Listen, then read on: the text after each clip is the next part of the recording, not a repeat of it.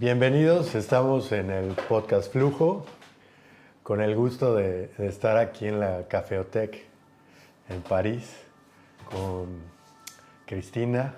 ¿Cómo estás, Cristina? Muy bien, gracias. Gracias, Cristian. Gracias ¿Qué? por haberme invitado. No, hombre, gracias por recibirnos aquí. Como siempre, pregunto, ¿dónde estamos? Platícame. Sí, pues gracias. Sí, pues efectivamente tú me invitaste a tu podcast. Yo te invito a la Caféothèque. Sí. Aquí estamos en el campus de la Universidad de Columbia.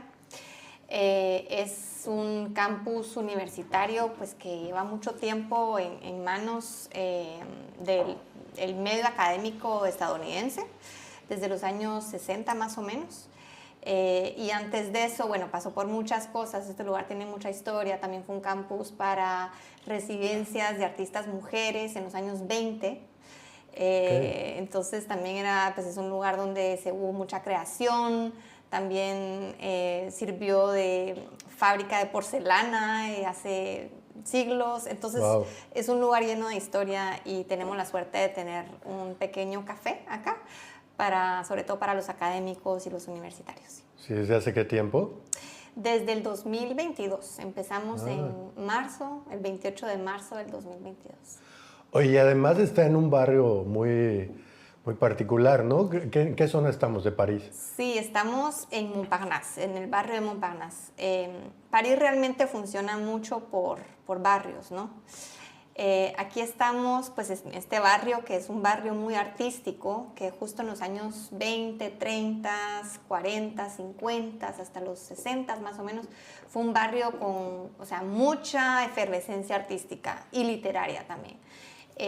Típicamente es el barrio de Sartre y Simone de Beauvoir, pero por aquí también pasó Sadkin. Estamos justo enfrente de la Académie de la Grande Chaumière, por donde pasaron también Modigliani, bueno, un montón de artistas. Sí.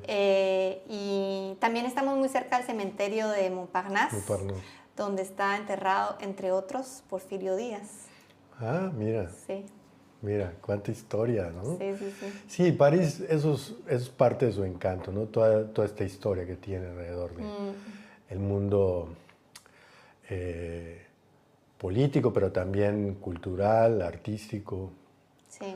Es muy diverso y pues sigue siendo una de las mecas del arte contemporáneo. Sí, sí, así en lo Europa. siento también. Sí. La verdad es que en estos días que hemos estado aquí recorriendo, ha sido muy interesante ver la diversidad, ¿no? De culturas, de idiomas, de idiosincrasias. Es muy diverso París, Sí, ¿no? sí. De hecho, a mí por eso es que me encanta, porque más que por zonas, así porque hay arrondissements, lo que se llama arrondissement, que hay hasta el número 20, que son como zonas, ¿no? Es de la zona 1 a la zona 20, por así decirlo.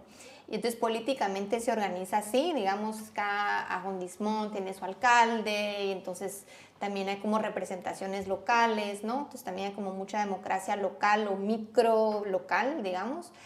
Pero más allá de eso hay barrios como históricos, ¿no? Entonces está Montmartre, está Montparnasse, está Saint-Germain-des-Prés, que es otro barrio también. En fin, hay como varios diferentes barrios y también está el barrio chino, el barrio africano, el barrio indio, ¿verdad? Entonces, eso es muy interesante porque sí, más allá de, digamos, del cliché de París como una ciudad turística, y en realidad es una ciudad también con muchísimas comunidades extranjeras. Claro. Por supuesto también muchos árabes, también barrios judíos y barrios árabes, barrios homosexuales, o sea, también, sí, ¿no? Como muchas comunidades. Sí. Y eso creo que la hace todavía más rica, sí. Claro, y también ahora ha vivido también toda una transformación de toda esta migración, sí, que está llegando en masas a Europa, ¿no? Que es parte un poco de la crisis que hoy se vive migratoria de este lado del continente. Pues claro, ¿no? claro. Oye, pero, no es que tengo muchas preguntas que hacerle, pero quiero irme a tus inicios. Sé que naciste en Guatemala. Sí. Platícanos, ¿hasta cuándo estuviste en Guatemala? ¿Cómo fue crecer allá, tus papás, en fin, bueno, platícanos un poco de este... Voy a tratar de hacer, pues, que mi historia sea interesante.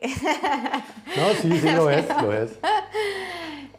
Nada, pues yo nací en Guatemala en los años 80, en un contexto de transición democrática. Justo el año en que yo nací empezó como todos estos diálogos de paz en Centroamérica, que fue todo el proceso de paz que se hizo, o sea, que se impulsó desde Costa Rica con Oscar Arias como presidente, también mucho en relación con Europa, dejando Estados Unidos de lado en ese proceso.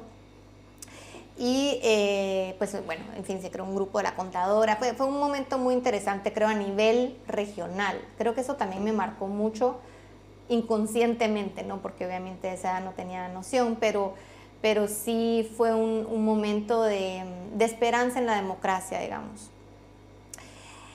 A la vez que también fue un momento de privatización extrema, ¿no? O sea, a nivel mundial ya sabemos que fue el fin de Guerra Fría, entonces fue como más el mundo monopolar, y entonces también, pues obviamente todo eso lo entendí mucho más tarde, pero en esa época hubo como una gran ola de privatizaciones en Guatemala, y también como más influencia de Estados Unidos a nivel cultural, ¿no? Entonces, bueno, un poco... Crecí en una familia bicultural, tenía un papá francés, una mamá guatemalteca, siempre muy involucrados en el tema, pues, social, ecológico también. Con mi mamá, ella tenía una ONG ¿Te refieres local? Sí, en Guatemala. En Guatemala, sí. Mi mamá tenía una ONG de reciclaje y de conciencia ecológica en los años 90, entonces me llevaba a todas partes y entonces recorrimos mucho el país así. Y mi papá, que es francés, creó una empresa de telecomunicaciones en Guatemala, le iba bastante bien, digamos, en los años 90. Después llegó Internet y fue una crisis, ¿no? Porque era como un poco Internet antes de Internet. Y luego, pues, por ironías, ¿no?, del destino, mi mamá, pues, que es la guatemalteca, es nombrada embajadora, y eso que no es para nada diplomática de carrera, pero nombrada embajadora de Guatemala en Francia. Entonces nos venimos como familia. Yo tenía 10 años, y fue un momento de gran crisis existencial, o sea, claro. fue, digamos, sin poderlo verbalizar, lo cual lo hace todavía más difícil, ¿no? Porque es difícil expresar lo que puede pasar. Edad, ¿no? Sí. Oye, pero ¿cómo fueron esos primeros 10 años entonces en Guatemala? ¿Cómo creciste en Guatemala? Era otra Guatemala. Era obviamente otra Guatemala, sí, me acuerdo, me acuerdo mucho de los apagones. Había muchos apagones, había como racionamiento de electricidad, me acuerdo, como en el 95, por ahí. Sí, perdón, estamos en la cafeteca y en la cafeteca hay máquinas, entonces espero que se van a escuchar ruidos. Claro, no te preocupes. Pero bueno, sí, tengo un recuerdo de mi infancia, como una infancia realmente muy feliz. Tengo una gran familia, una abuela que era muy matriarcal, ¿no? Todo. Entonces teníamos pues estas reuniones familiares todos los viernes. Okay. Jugábamos mucho con tierra, con naturaleza, íbamos a un ranchito que teníamos, una casita muy humilde que teníamos en la playa, pero prácticamente en el mar, entonces sí. Esa playa de arena negra, entonces no es como no sé, como que esa imagen del trópico, sí, bonito, paraíso. No, es, arena negra que quema los pies, es como, sí, es una sensación, o sea, cuando pienso en mi infancia, era una infancia con mucho, no sé, una infancia como sucia, entre comillas, o sea, siempre entre tierra, escalando a los árboles. Sin filtros, ¿no? Sí, total, o sea, con peleas, o sea, era como una infancia muy así. ¿Y la cultura? Muchas ronchas, muchas costras, muchos moretes. Sí. Pero... ¿Y la cultura qué tal? O sea, supongo que era muy perceptible, ¿no? La cultura en Guatemala para un niño, en las tradiciones. Claro, eso no sí. sé, los cuentos, las historias. Sí. Sí, de hecho, pues en Guatemala hay una cultura, o sea, yo hago parte digamos, de la población nunca me he hecho un análisis de sangre, que siempre es interesante y más en América Latina, ¿no? Pero creo que, bueno, por lo que entiendo, en gran parte soy heredera de una línea más que todo italiana, española, ¿verdad? Entonces seguramente habrá sangre indígena en mi sangre, pero digamos que culturalmente he sido más occidental, urbana. Y aparte, pues en un colegio francés, ¿verdad? Entonces también con esa cultura francesa. Pero en realidad la cultura en Guatemala es muy mestiza, entonces sí hay muchas tradiciones. O sea, tengo muchos recuerdos, por ejemplo, de Zumpango, que son estos, para el 1 de noviembre, son unos barriletes gigantes, ustedes dicen cometas, ¿no? Gigantes, sí, que se hacen. Que es una cosa hermosa, o sea, son unas cometas gigantescas de papel que son la comunicación entre los vivos y los muertos, las comidas tradicionales, en fin, como las fiestas patronales, los cohetes, claro. Toda esa tradición, bullicio, ¿no? ¿no? Sí. Entonces, claro, venir a Francia como hija de embajadora en un medio súper diplomático y estirado, y fue un shock. Sí, el cambio. El cambio, sí. Oye, ¿y vinieron tus papás contigo?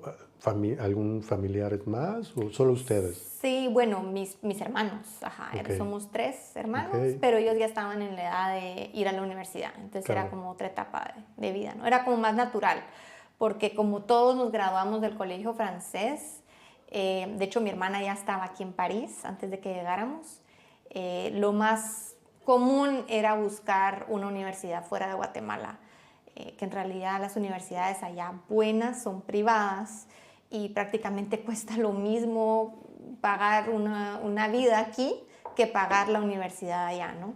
Yeah. Entonces aquí, pues, bueno, ya cada uno como que siguió su camino y sí fue un momento un poco de disgregación de la familia, a pesar de que todos estábamos bajo un mismo techo, pero cada quien como que siguió su rumbo, sí, y empieza uno también con una vida un poco más individualista, ¿no? Entonces, claro. Sí. Y ya estando en París, tú tenías 10 años, ¿qué fueron los primeros momentos que recuerdas? ¿Ya conocías París antes o no? Sí, conocía París. Pues mi abuelita vivía aquí, mi abuelita paterna, ¿verdad? Mi tío vivía cerca de París también. Y entonces siempre, pues, tuvimos la oportunidad de venir varias veces antes, ¿no? O sea, de vacaciones. Pero ya vivir aquí, pues, es totalmente distinto. Sí. Sí, como te contaba ayer, ¿no? Que realmente no lograba entender a los otros niños. O sea, yo pues sí sabía hablar francés, pero hablaba un francés hablaba el francés que hablaban mis maestros, sí, mis profesores, escuela. Entonces yo perfectamente entendía lo que me enseñaban en la escuela, pero en el recreo primero me quedé en shock al ver, claro, que los niños hablaban francés entre ellos. Yo decía, pero qué nerdos, ¿por qué hablan francés? Porque, claro, para mí el francés era realmente el lenguaje de los profesores, o sea, de la enseñanza, pero no era el lenguaje entre niños, o sea, entre niños se habla español, o sea, claro, ¿no? Entonces, en fin, como que entender que estoy en otra cultura, que hay otras referencias y que realmente no sé nada. Sí. ¿Ya? Eso es algo fuerte también, como cuando uno es chiquito. Sí, pues es un cambio completamente radical, ¿no? Sí. Y después, ¿cómo fue la evolución? ¿Tu mamá cuánto tiempo estuvo en...? Pues, bueno, mi mamá fue embajadora 4 años. La verdad, yo me volqué mucho en los estudios, o sea, me gustaba mucho aprender. Eso es algo que, o sea, como que me puse yo a hacer como esponjita, ¿no? A tratar de integrar todo y al mismo tiempo cuando uno es niño también uno observa muchísimo. Entonces, o sea, aprendía tanto para las clases como en el recreo, por ejemplo, ¿no? De observar. O sea, yo me acuerdo mucho de los primeros años en que yo no hablaba nada, me quedaba muy silenciosa porque lo que hacía era observar. Entonces eso fue fue así. Claro, fue parte como del aprendizaje, ¿no? Sí. Hay algunas personas que le entran directamente y hay otras que observan, Exacto. analizan. Yo soy así. Tú eres más analítica. Yo soy así. Tengo muchos recuerdos de mí de chiquita, más chiquita, digamos, como poniéndome en una esquinita, ¿no? Una esquinita y observando a los adultos hacer cosas, ¿no? Sí. Entonces, eso, pues, cambié también mucho de clases, porque aquí es como, todo depende de lo que escojas, o sea, es como un menú. Entonces, por ejemplo, yo escogí primero inglés reforzado, porque tenía un bastante buen nivel de inglés, digamos, para tener la edad que tenía.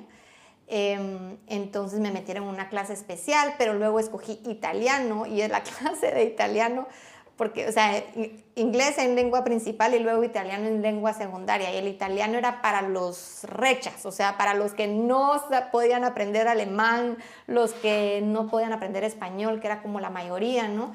Y los de italiano eran como los que habían repetido, y entonces estaba yo entre... Ahí me encontré, yo tenía un año adelantado, y ahí me encontré con niños mucho mayores que yo, y aparte como mucho más... despiertos. Streets. Entonces también tuve que aprender el lenguaje de la calle, ¿no? También ahí fue muy interesante, porque me encontré con una promoción que era como la mitad árabes, africanos, de comunidades, ¿no? Muchas veces bastante pobres, o sea, de barrios muy difíciles o de condiciones financieras difíciles. Entonces, interesante también, pues, esa apertura, ¿no? que te ofrece. Al mismo tiempo era también difícil, porque yo era hija de embajadora y tenía amigas que eran hijas de empleadas domésticas, o que su mamá trabajaba en supermercados o cosas así, ¿no? Entonces, pero realmente más bien para mí fue un aprendizaje enorme. Sí, porque tuviste el acceso también de un golpe a una diversidad cultural también. Porque o sea, no es solo la francesa, sino todo el espectro de culturas que aquí pues conviven, ¿no? Totalmente. Sí. Y eso fue ir a la escuela pública aquí, ¿no? En un barrio como muy mixto. Creo que París se ha vuelto cada vez más...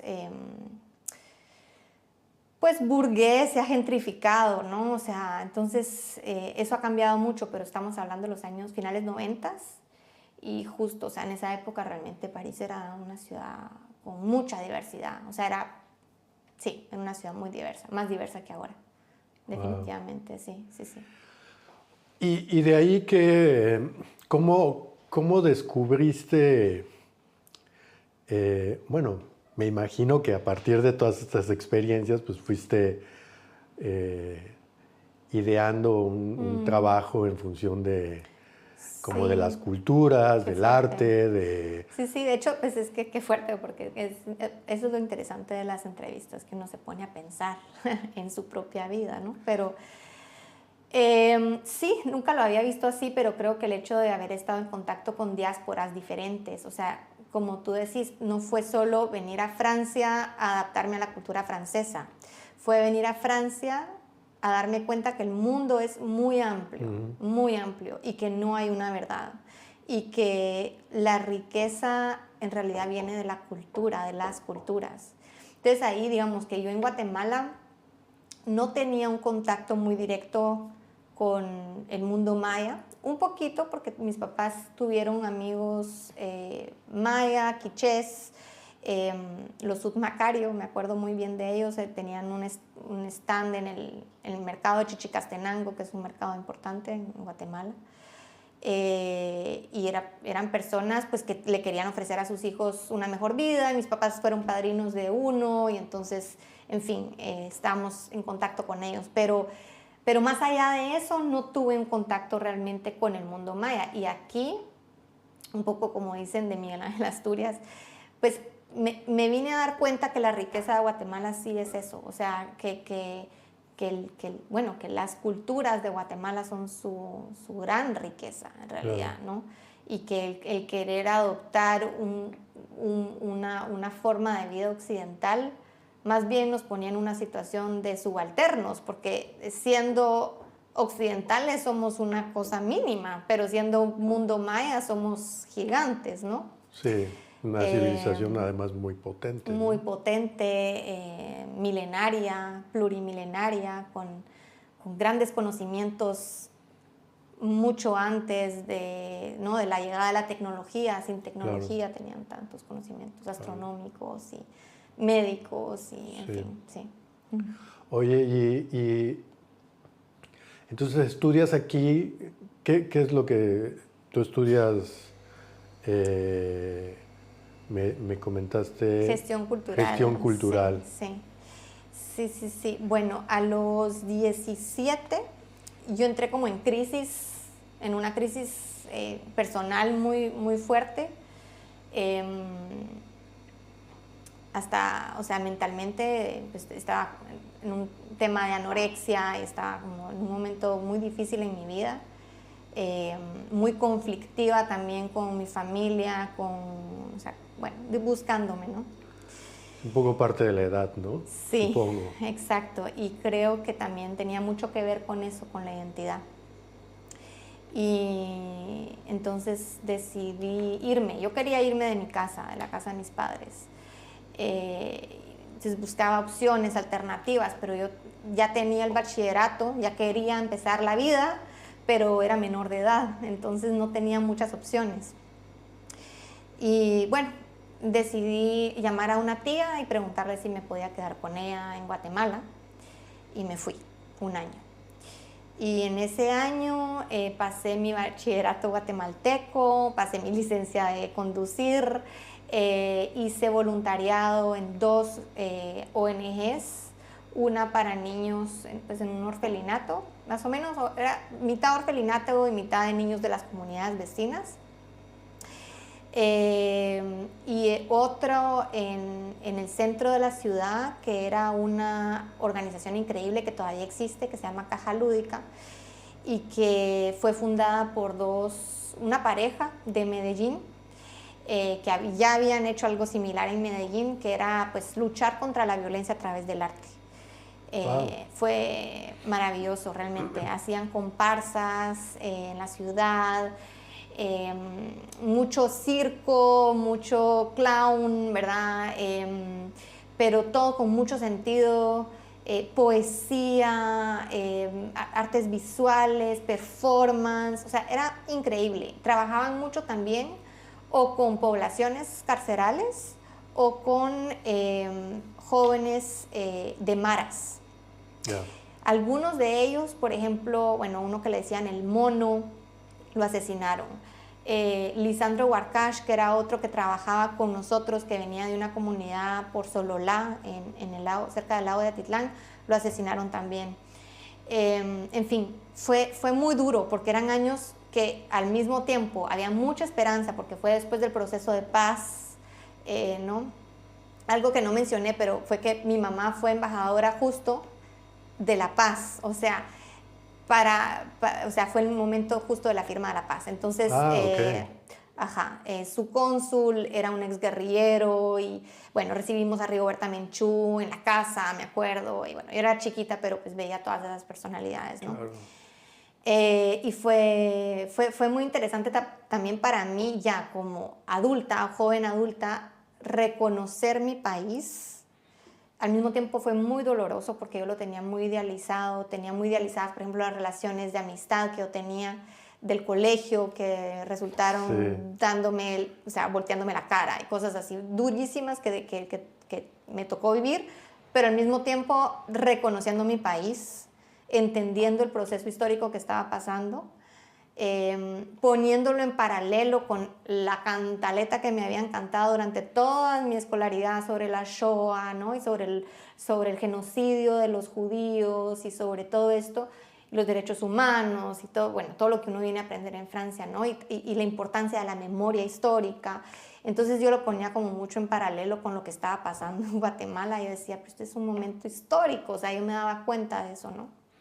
Fue increíble, o sea, a esa edad uno está también como esponja, ¿no? Sí, como absorbiendo todo, y... Sí. Viviendo todo con tanta intensidad. Analizando un poco la experiencia de de vivir en París con Sí. la experiencia en ese momento de estar Sí, exacto, exacto. inmersa en la vida guatemalteca a tus Exactamente, 17 sí. años, 17 ¿no? años, sí. Pero, ¿y tú qué crees que te dio esa experiencia? O sea, al final, ahorita al tiempo, ¿cómo lo ves? O sea, ¿marcó una ruta, digamos, en lo Sí. que haces el día de hoy? ¿O? Ah, totalmente, Sí. 100%, 100%. En Francia, bueno, yo seguí te decía, ¿no? Que es como un menú, el cursus francés, después seguí escogiendo en el menú y elegí como un cursus sobre todo filosófico, literario y artístico. Entonces tuve esa formación que es muy interesante, o sea, hacer un análisis literario, por ejemplo, es algo que me encantaba porque tenía mucho que ver con psicología, con historia, con sociología, en fin.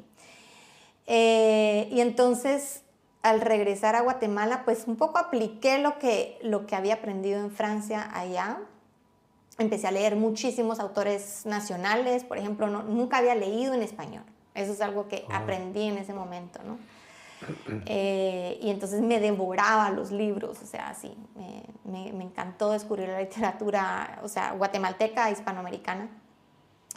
Y luego, pues también las artes, ¿no? Entonces, esta asociación que trabajaba con jóvenes en el centro histórico de la ciudad, muy cerca del Parque Central, pues, no sé, bueno, como te decía, ¿no? Vivir todo con tanta intensidad.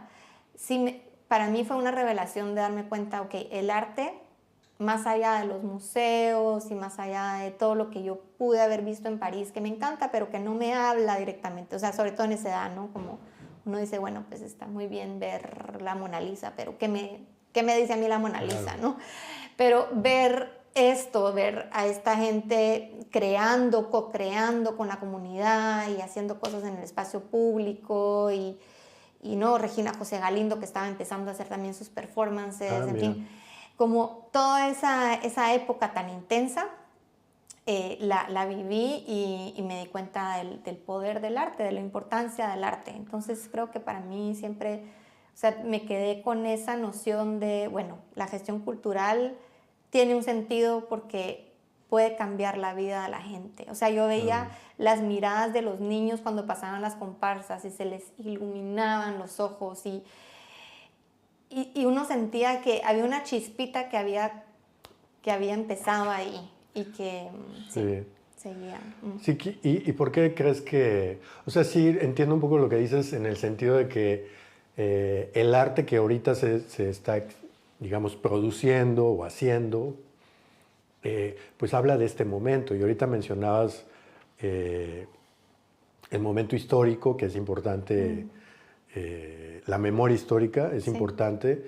Y creo que el arte justamente lo que hace es hablarnos de este momento de la actualidad y que en algún momento eso va a ser parte de nuestra memoria histórica, ¿no? Sí, exacto. O sea, el ejercicio que hace el creador, digamos, o el artista es percibir su momento, su época, su análisis, volcarlo a la sociedad y hacernos ser parte pues ser parte de esta vida, ¿no? O del momento en el cual estamos viviendo. Ahorita, como lo mencionabas, me llamó la atención porque al final creo que es mucho el trabajo curatorial. Sí. ¿No? O sea, trabajar con este ordenamiento, digamos, con esto que se llama arte o este tipo de trabajos o de obras y entender su momento, entender por qué está y cómo puede ser visto, digerido, socializado, ¿no? No sé si coincides con el ejercicio del curatorial. Yo creo que el arte tiene que ser reflejo de su época y al mismo tiempo devolverle eso, ¿no? Como tú decís, un análisis, una visión. Y yo creo que de alguna manera sí los artistas son como el portavoz de un momento. Y a nivel curatorial también, pues es como, para mí la curaduría también es entretejer, es como ver qué es lo que está sucediendo a nivel del arte y conectar también diferentes artistas, conectar espacios con artistas, momentos con artistas, o sea, ver el discurso también. Creo que como un ejercicio de zoom in, zoom out, ¿no? Constante. Y sí, los mejores proyectos curatoriales creo que tienen que ver con eso, con poder hacerse el reflejo de un momento. Sí. Uh-huh. Y entonces, a partir de de tus estudios, empezaste a involucrarte ya en París con proyectos que fueran en esta dinámica de colaboración, de trabajo social también. ¿Va por ahí un poco? Sí. Entonces regreso a París a estudiar gestión cultural en la Sorbona.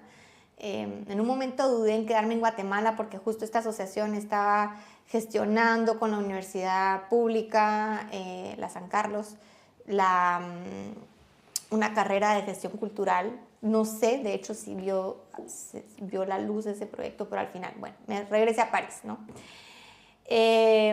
Y en paralelo resulta que nace un proyecto familiar que es la Cafeoteca, que ahora ya cumple 20 años este año. Entonces pues fue en 2005 y entonces un poco se vuelve un laboratorio para mí, ¿no?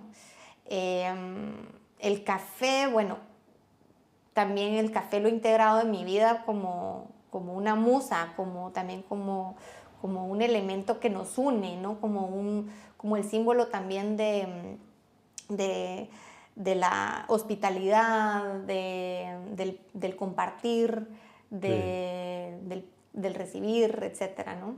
Y al mismo tiempo pues es un fruto tropical, ¿no? Es un fruto del mundo tropical. Entonces así como también pues descubrí a todas estas personas, pues todas esas culturas del mundo, ¿no? Que vienen a París y que descubrí esta ciudad tan rica y tan diversa y tan mestiza, pues también el café me empezó a hablar desde esa perspectiva, ¿no? Bueno, yo vengo de Ruanda, vengo de Etiopía, vengo de Colombia, vengo de Sri Lanka, etcétera, ¿no? Entonces como que todas estos orígenes del café, que son todas tierras tropicales, o sea, entre los dos trópicos, Cáncer y Capricornio, y que justamente son tierras muy ricas también en culturas, pero que no se dan tanto a conocer por eso como por pues su materia, o sea, es la materia prima, ¿no? Entonces se vuelve la materia prima, y así como el café, lo importante es quién lo tuesta, digamos, entonces que lo tuesta Nestlé o lo tuesta Illy o lo tuesta, ¿no? O sea, como estas grandes marcas,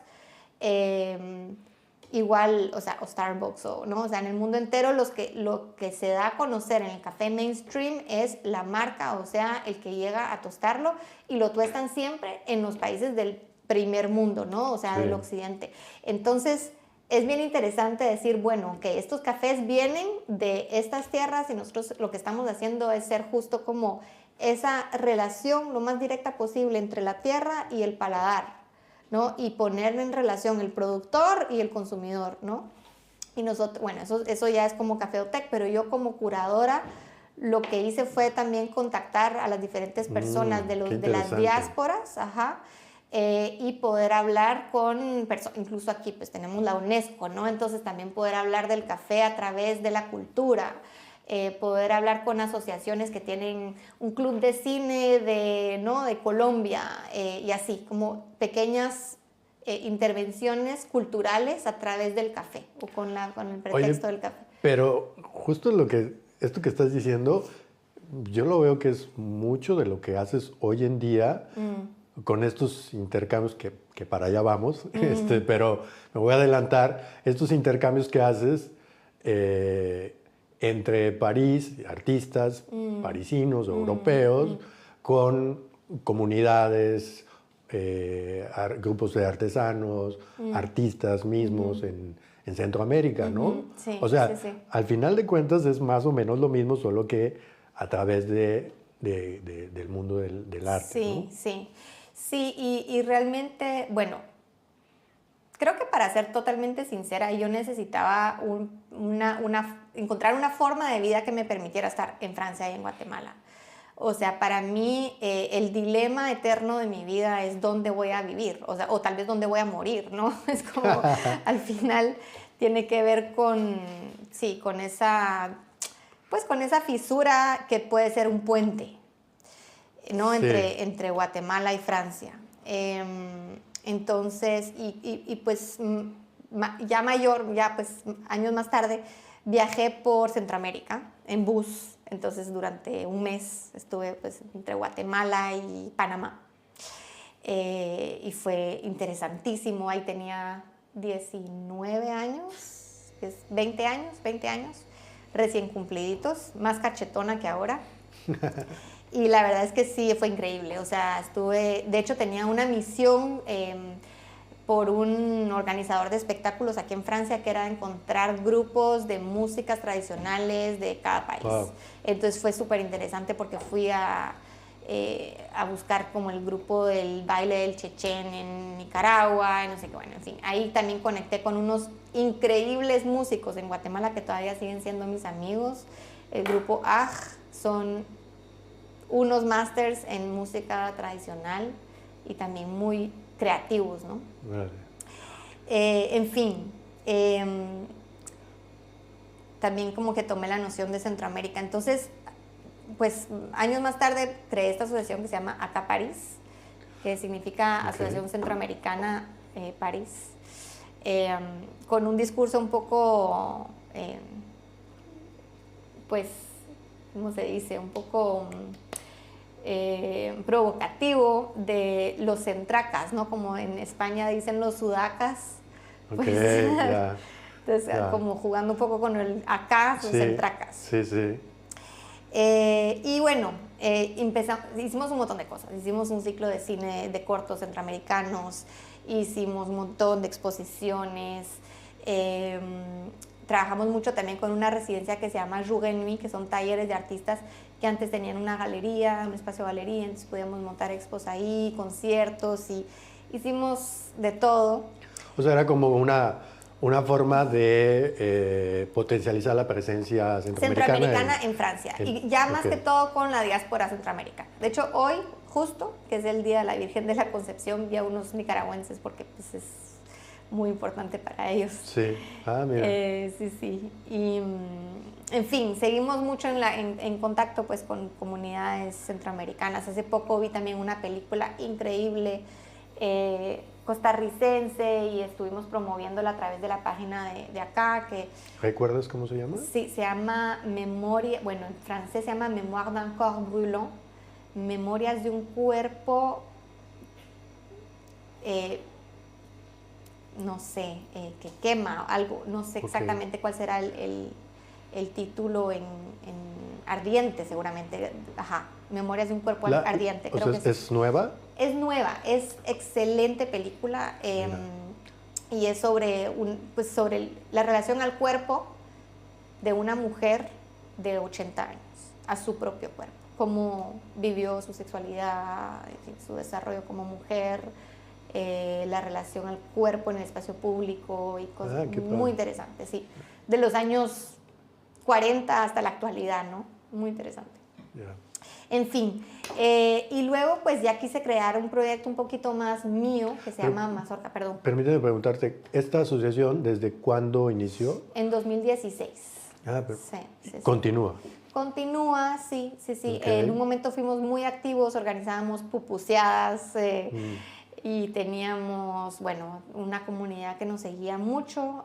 Con el COVID realmente se disgregó un poco. Claro. Algunas personas de la asociación regresaron a sus países. Ya.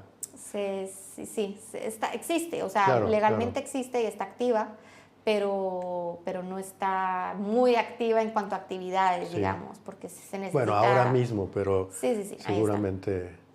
renacerá, ¿no? Oye, ahorita que decías lo de las pupuseadas, ¿qué tan fan eres de la comida guatemalteca, centroamericana en general? Mesoamericana, me encanta, sí, mesoamericana. ¿Sí? Yo soy absolutamente fan del maíz, por eso es que mi proyecto se llama Mazorca, pero sí, exacto. Me encanta, y no solo el maíz, sino bueno, todo lo que surge de ahí, ¿no? El cacao, todos los guisos, los frijoles, el sabor de las frutas. Claro. Bueno, sí, es exquisito. Se me hace agua la boca. Sí, como latinos como que no podemos dejar de hablar de comida, ¿no? Tenemos que tocar ese tema por lo menos. Oye, y ahorita que mencionabas Mazorca, dinos qué es Mazorca. Ok, bueno, Mazorca pues es un proyecto más personal, digamos, mío, pues un puente, realmente es como una iniciativa más puente entre ambos países, que realmente como primera iniciativa es crear residencias cruzadas entre Francia y Guatemala. El primer proyecto es una beca con todos los gastos cubiertos para una artista guatemalteca. He contado con el apoyo del Banco Industrial. Es un banco guatemalteco y que tiene presencia también en otros países de Centroamérica. También con la Embajada de Francia, con el Ministerio de Cultura francés, y he creado una red, digamos, de apoyo. También con un centro de arte en Guatemala que se llama La Nueva Fábrica, que es realmente un lugar increíble en la antigua Guatemala. Digamos que esta es la parte con la que colaboran en Guatemala. En Guatemala, exacto. ¿Y en Francia es la Cité des Arts, Cité Internacional des Arts. Sí, que es una residencia de las más antiguas. Sí. Creo que tiene, si no estoy mal, 300 residentes a la vez. Es enorme. Enorme, sí. Tiene 2 sitios, uno al lado de la Caféothèque, de hecho. Y el otro que está en Montmartre. Y realmente pues es un lujo tenerlos como partners, digamos, en ese proyecto, ¿no? Entonces ahí llegan los residentes. Sí. ¿Durante qué tiempo? Son 3 meses, la beca es de 3 meses. Hay un acompañamiento, anual, ¿no? Sí, es una vez al año por ahora. Me encantaría que fuera más, o sea, me encantaría que hubiera un taller para Guatemala en la Cité des Arts, pero ahí vamos, poquito a poquito, ¿no? Pero sí, pues son 3 meses. En realidad 3 meses pasan rapidísimo. Sí. Es el tiempo que no se necesita visa, que es como un poquito más fácil. Es más una residencia de investigación, porque realmente la adaptación a París no es fácil. Si a mí, digamos, de chiquita me costó, en realidad también para los adultos es difícil, porque el idioma es distinto, claro, los reflejos son distintos. En Guatemala la gente tiene costumbre de movilizarse en carro, por ejemplo, ¿no? Acá no, hay transporte público. El clima, hoy es el apocalipsis. Pero sí, o sea, es otra cosa por completo, sí, ¿no? Entonces se requiere como un mes de adaptación y luego pues hay 2 meses para hacer algo que pueden ser, bueno, la última hizo talleres como de sanación a través del arte. La penúltima fue una residencia alrededor de lo salvaje, de los jardines, más como de investigación artística. Y se produjo obra que luego se llevó a Guatemala. Entonces, o sea, pero se exhibió aquí primero. Se exhibió aquí. Como parte de la residencia. Exactamente, sí. Okay. ¿Y cuál es tú además o sea, tú formaste Mazorca y además de tú hacer toda la gestión, me imagino, ¿haces el trabajo curatorial también, el acompañamiento con los artistas o no? Exacto, sí. Okay. Recibo a los artistas, los acompaño durante su residencia, hago pues este acompañamiento curatorial del Open Studio, digamos, ¿verdad? Escribo un texto. Sí, también darles contactos, abrirles puertas, claro, ¿no? Claro. Sí. Sí, con otras instituciones o con otros curadores, con otros artistas. Exactamente. De hecho, aquí estamos en Reid Hall, que es este campus universitario donde tenemos esta segunda Caféothèque. Y pues la última residenta hizo sus talleres aquí. Wow. También un domingo, ¿ves? Entonces, okay. Sí. Oye, y recuerdo que mencionaste que hubo un ejercicio que hiciste con artistas parisinos, creo, en Guatemala, ¿no? O artesanos. Sí, sí, sí. Platícanos un poco de esto. Gracias. Pues fíjate que sí, fue hace varios años ya. Hicimos un festival de porcelana era la ciudad de Limoges. Parece un poco loco esto del festival de porcelana francés en Guatemala, pero en realidad pues son dos tierras que producen, son cerámicas, ¿no? Sí. Entonces, la tradición cerámica en Guatemala, que es milenaria, y la cocción también de pigmentos dentro de la cerámica, entonces como que todas estas técnicas que ya existían en Guatemala y que existen en Francia también bajo una forma muy diferente, sí. Pues encontraron un lugar de expresión, ¿no? Entonces hicimos 3 exposiciones, una de hecho que fue de arte contemporáneo por completo. Wow. Entonces llegaron también muchos artistas, artesanos franceses y fue muy interesante porque pues hicimos una colaboración con la Escuela Nacional de Artes Plásticas de Guatemala, varios talleres, hubo performance con porcelana, en fin, hubo muchas cosas. La verdad es que fue muy bonito. Para mí fue un momento realmente de mucho gozo. Fue sí. un trabajo de locura, o sea, una locura total, porque, bueno, las aduanas, el tema, toda la publicación de catálogos, o sea, todo una locura absoluta, recibir a 15 personas, ¿no? O sea, pero me acuerdo del día de la inauguración, que fue, creo que uno de los días más felices de mi vida. Sí, y es interesante porque además no estás enfocada solamente en la presencia de Centroamérica en París o en Francia, sino también lo que sucede acá, llevarlo para allá y hacer vínculo con sus pares, ¿no? Con creadores de allá y de acá. Y para mí era muy importante no llegar desde una perspectiva de Francia y llega a Guatemala a enseñar lo que es la belleza de la porcelana, ¿no? Sino que, se llamaba Blanco y Fuego el festival. Y era realmente sobre eso, ¿no? O sea, cómo crear esa conexión entre las dos tierras, que al final, pues eso es, ¿no? O sea, la porcelana es tierra, es arcilla, es tierra, es caolín, que es esta tierra que usan para la porcelana. Entonces, como que esta unión de tierras y de saberes. Simbólicamente, claro. Exactamente. Entonces, para mí eso es muy importante.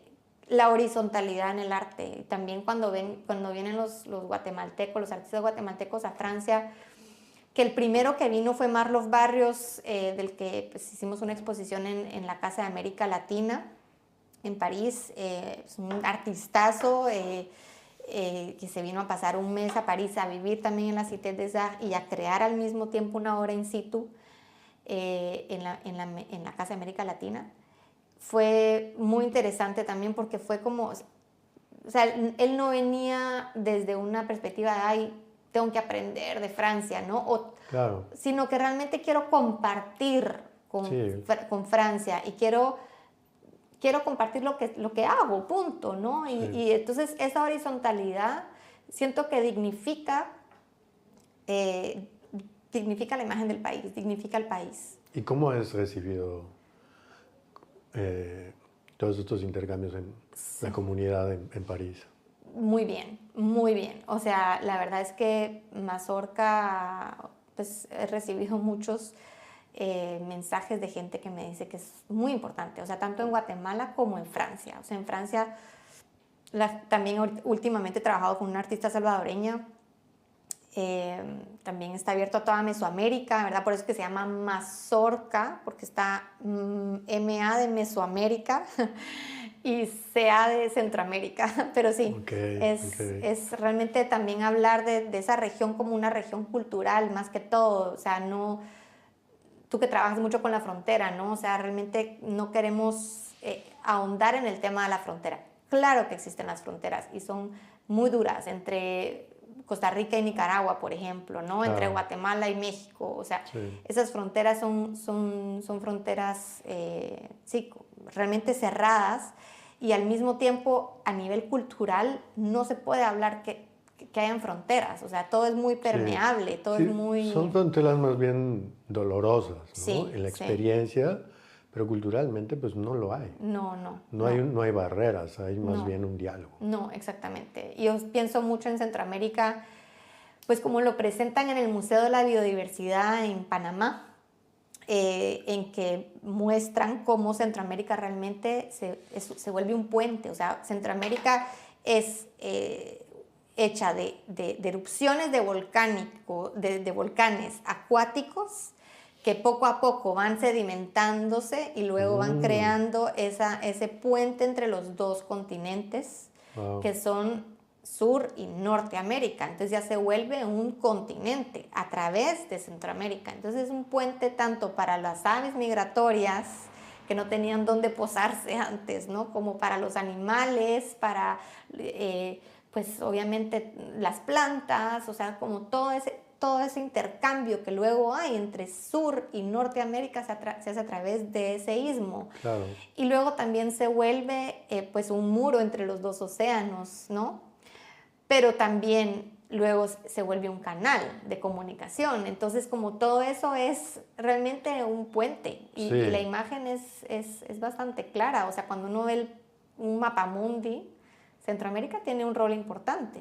Sí, muy, muy importante, como dices. También históricamente, pues el flujo migratorio, ¿no? Simplemente. Exactamente, sí. Siempre es el paso, obligado, necesario, digamos. Exactamente, ¿no? Sí. Oye, ¿y cómo crees que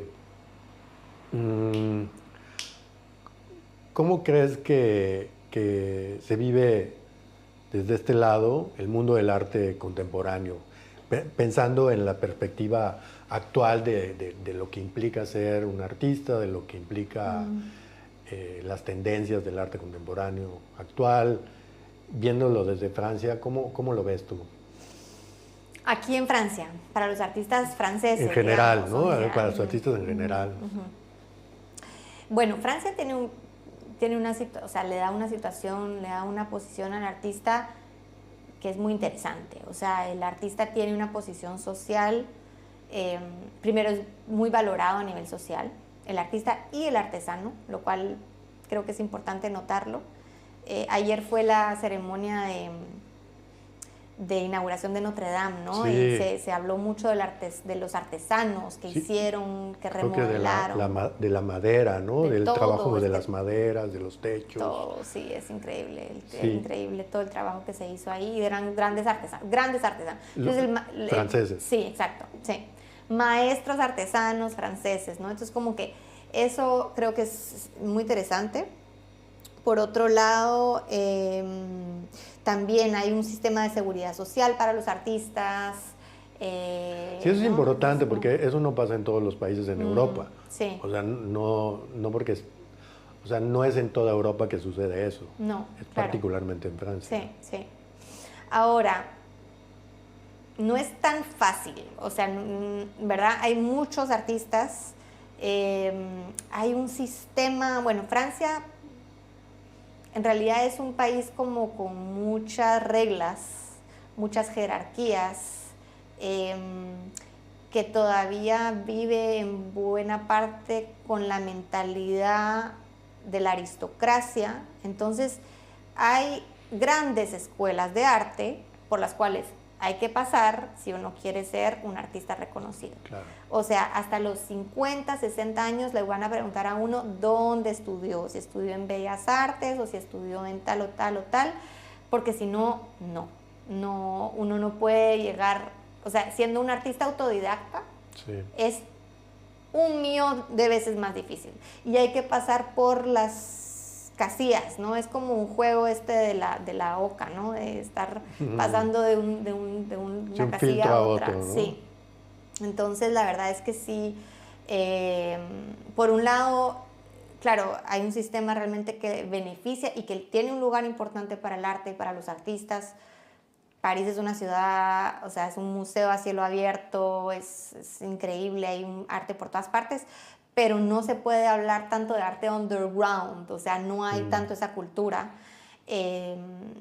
Todo es como si con muchas reglas. Sí, ¿no? muy formal, arte formal, un arte más institucional también. Sí, aunque pueden ser instalaciones, pueden ser cosas muy locas, pero entonces uno puede pensar en cosas muy locas si pasó por tal universidad, o si pasó por tal cosa, o si fue a la residencia de la Villa Medici en Roma, o tal cosa. Es como, hay que poder decir, tengo tal currículum, y este es mi pedigrí, entonces puedo aspirar a hacer una locura, a ser un artista, ¿no?, fuera de las casillas, porque me lo puedo permitir. Claro. Pero es difícil. A ver, para los artistas que vienen de fuera, creo que es un poquito diferente, porque entonces ya el problema es que se exotiza un poquito, ¿no? O sea, es una forma de, bueno, claro, el artista mexicano o el artista tal. Entonces, sí, es... hay permisos para los extranjeros. Hay como, sí, pero también es otra casilla. Claro. ¿Ya? Sí, tampoco es que van a estar en la misma competencia, digamos. No. Ok, interesante. Eso es algo que he notado, sí. Y en relación a tu trabajo como curadora, ¿cómo desarrolla un curador su trabajo en París? Digo, seguramente a ti te ha tocado pasar por varias fases, pero digamos, en general, ¿cómo lo ves? Wow, esa pregunta, no sé si soy la mejor persona para poder contestarla, porque yo he sido una persona un poco sui generis, una curadora sui generis, o sea, he estado trabajando entre el café y el arte, entonces de por sí no estoy trabajando para una galería de arte, no estoy trabajando para un museo, tengo mis proyectos como curadora independiente, haciendo proyectos en diferentes espacios. He creído mucho también en el arte en el café, por ejemplo, porque para mí el café, o sea, son lugares un poco alternativos en donde la gente llega, se toma un café y ve arte y conecta, ¿no?, con la obra. Entonces hay muchísimo más público que en una galería donde la gente como que no se atreve a entrar, ¿no?, como que este cubo blanco. Pero yo siento que soy un poco autodidacta en el arte, en la curaduría. ¿Ya? Sí. Estudié gestión cultural, luego estudié un máster en estudios latinoamericanos, entonces me gusta mucho, o sea, sé de estos diálogos interculturales y tal, ¿no? Pero,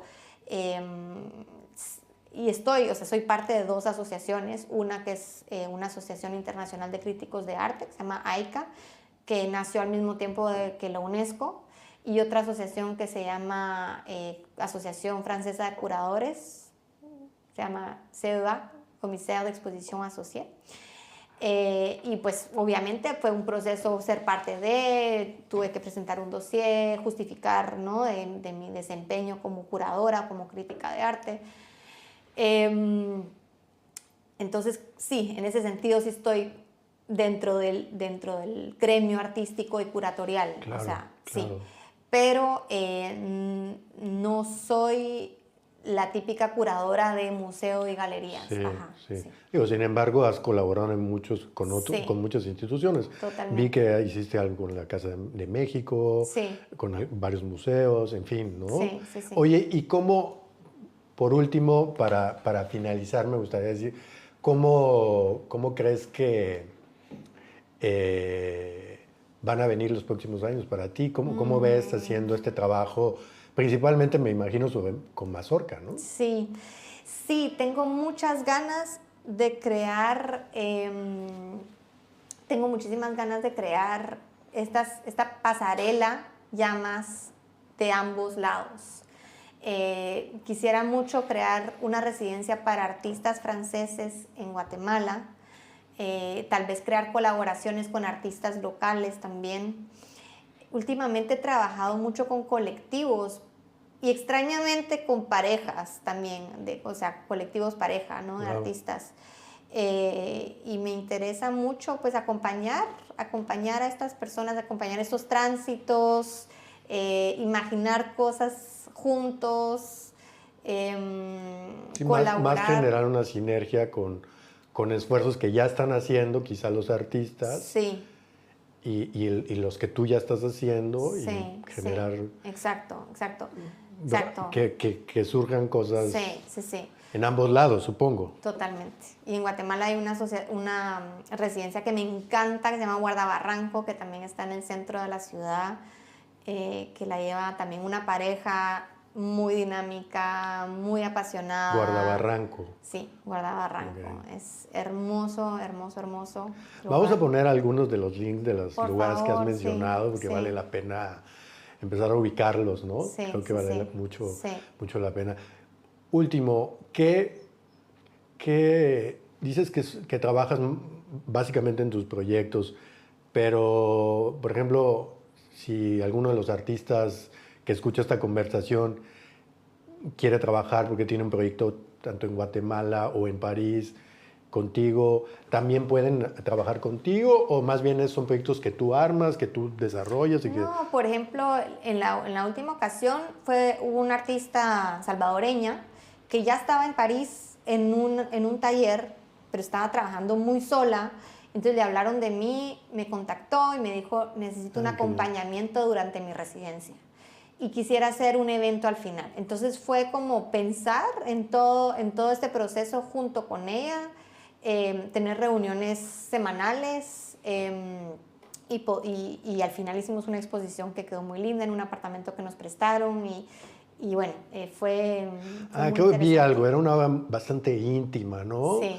Sobre un poco la familia y... Así es, sí.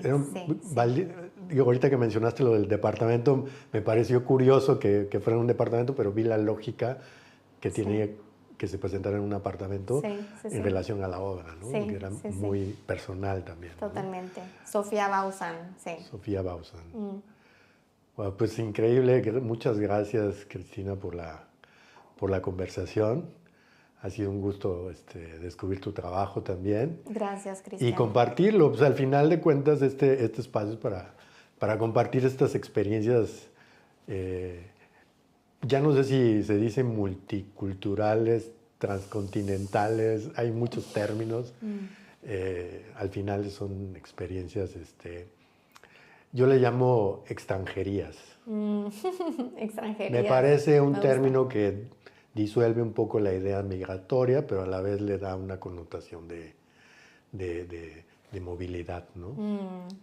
Pues nada, muchas gracias. Dinos, por favor, dónde te pueden seguir en tus redes sociales. ¿Tienes una página web? No sé. Gracias, sí. mazorca.art y en mis redes sociales personales, cristina.cn. ¿En qué es Instagram? En Instagram, sí. ¿O Facebook? Instagram. Instagram. Sí. Pues muchísimas gracias. Gracias a ti. Muchas gracias. Gracias, Cristian. Gracias. Y sigan Casa Alquimia, porque quién sabe si se va a volver una residencia artística próximamente. Súper. Muchas gracias. Bueno, gracias.